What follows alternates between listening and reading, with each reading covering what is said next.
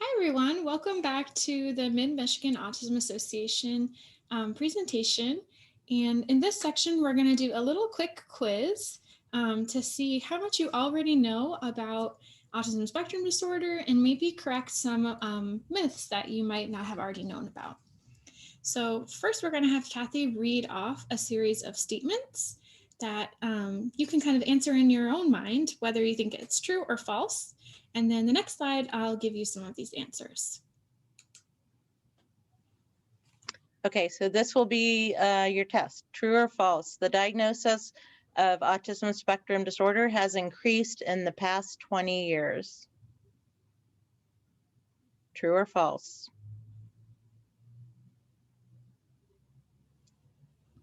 If you have one child with autism spectrum disorder, you are more likely to have another.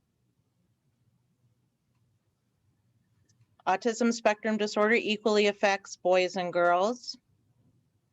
And the last one, over half of individuals with a diagnosis of autism spectrum disorder are minimally verbal or completely nonverbal.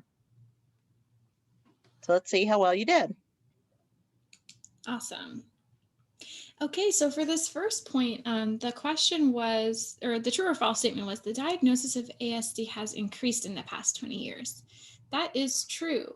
Current estimates of ASD are that it affects 1 in 59 children in the United States, equally across race, ethnicity, and socioeconomic status.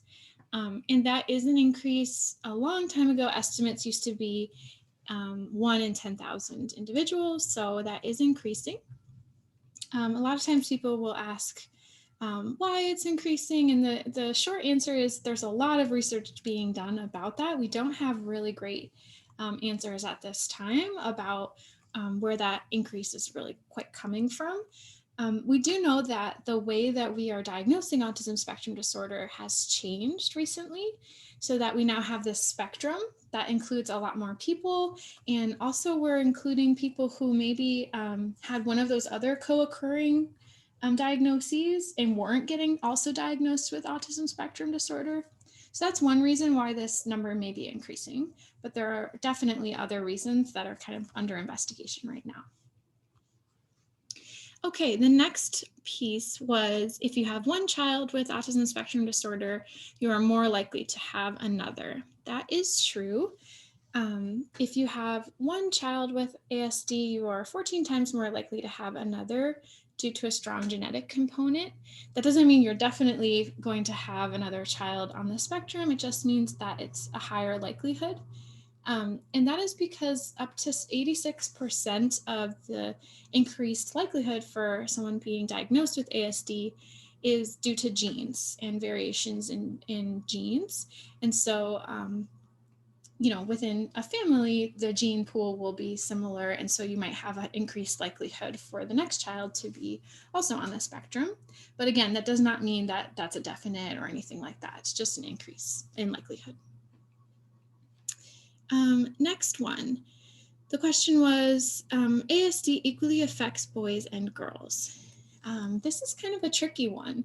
So we do know that ASD is about 4 times more commonly diagnosed among boys than among girls assigned at birth. However, there's a lot of research about this right now because folks are not quite sure why that's going on. And some research recently has suggested that we may be really missing a lot of females assigned at birth who are on the spectrum, but maybe we're not catching them.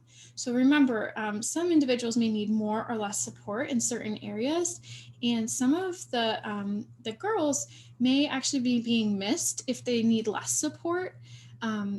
Because they may be sort of what we call camouflaging better, meaning that they may be more attuned or socialized to act in ways that we see are more neurotypical or more, like social in some sort of ways. And so some of the more like nuanced ways of picking up on these challenges may be getting missed in girls. And we are likely underdiagnosing that population. That's just some of the research that's been coming out, and we still are kind of, again, investigating this in the field. But it is more common to have a diagnosis in boys than there is a diagnosis in girls. Okay, the next one, it had said over half of individuals with a diagnosis of ASD are minimally verbal or completely nonverbal. That is false. Only about 30% of individuals with ASD are minimally verbal. Minimally verbal would mean that they're not using much verbal expressive language. That doesn't mean that those individuals are not able to communicate in other ways. For example, they might use picture communication systems, or you might see someone with iPads kind of using that to communicate, or lots of other ways with gestures like pointing and other sorts of things. But again, this is not over half of folks who are minimally verbal. It's closer to about 30%. Okay, anything you wanted to add there, Kathy, before we wrap up? No. All right. Well, thanks for checking in about how much you already knew and some common myths. And please come back for the next section, which we will talk about what autism-friendly behavior might look like.